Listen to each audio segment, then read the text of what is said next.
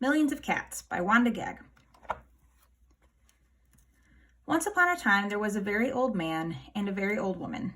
They lived in a nice clean house which had flowers all around it, except where the door was. But they couldn't be happy because they were so very lonely. "If we only had a cat," sighed the very old woman. "A cat?" asked the very old man. "Yes, a sweet little fluffy cat," said the very old woman. "I will get you a cat, my dear," said the very old man. And he set out over the hills to look for one. He climbed over the sunny hills. He trudged through the cool valleys. He walked a long, long time, and at last he came to a hill which was quite covered with cats. Cats here, cats there, cats and kittens everywhere, hundreds of cats, thousands of cats, millions and billions and trillions of cats. "Oh," cried the old man joyfully, "now I can choose the prettiest cat and take it home with me." So he chose one. It was white. But just as he was about to leave, he saw another one, all black and white, and it seemed just as pretty as the first. So he took this one also. But then he saw a fuzzy gray kitten way over here, which was every bit as pretty as the other, so he took it too. And now he saw one way down in a corner, which he thought too lovely to leave, so he took this too.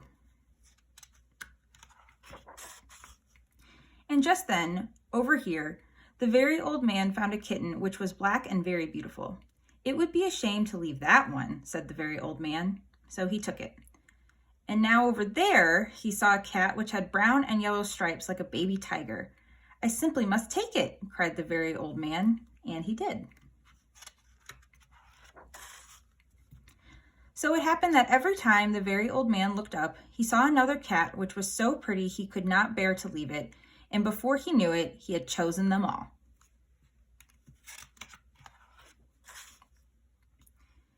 And so he went back over the sunny hills and down through the cool valleys to show all of his pretty kittens to the very old woman. It was very funny to see those hundreds and thousands and millions and billions and trillions of cats following him.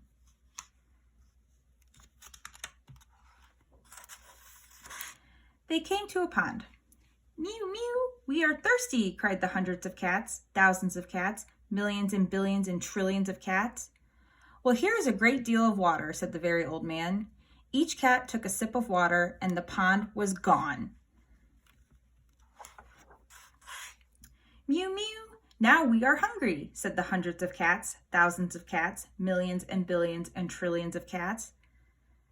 "There is much grass on the hills," said the very old man. Each cat ate a mouthful of grass, and not a blade was left.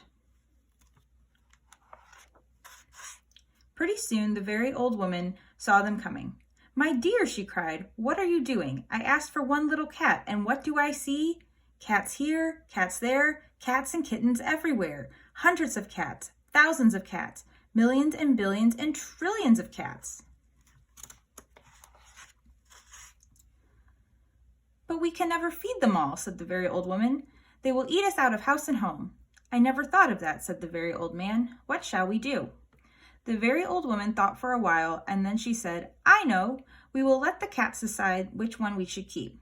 "Oh yes," said the very old man, and he called to the cats. "Which one of you is the prettiest?" "I am. I am. No, I am. No, I am the prettiest. I am. No, I am. I am. I am," cried hundreds and thousands and millions and billions and trillions of voices, for each cat thought itself the prettiest. And they began to quarrel. They bit and scratched and clawed each other and made such a great noise that the very old man and the very old woman ran into the house as fast as they could. They did not like such quarreling. But after a while the noise stopped, and the very old man and the very old woman peeped out of the window to see what had happened. They could not see a single cat. "I think they must have eaten each other all up," said the very old woman. "It's too bad." "But look," said the very old man, and he pointed to a bunch of high grass. In it sat one little frightened kitten. They went out and picked it up. It was thin and scraggly. "Poor little kitty," said the very old woman. "Dear little kitty," said the very old man. "How does it happen that you were not eaten up with all those hundreds and thousands and millions and billions and trillions of cats?" "Oh, I'm just a very homely little cat," said the kitten. "So when you asked who was the prettiest, I didn't say anything, so nobody bothered about me." They took the kitten into the house, where the very old woman gave it a warm bath and brushed its fur until it was soft and shiny. Every day they gave it plenty of milk, and soon it grew nice and plump.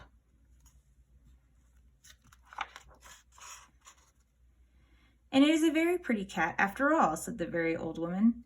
"It is the most beautiful cat in the whole world," said the very old man. "I ought to know, for I've seen hundreds of cats, thousands of cats, millions and billions and trillions of cats, and not one was as pretty as this one."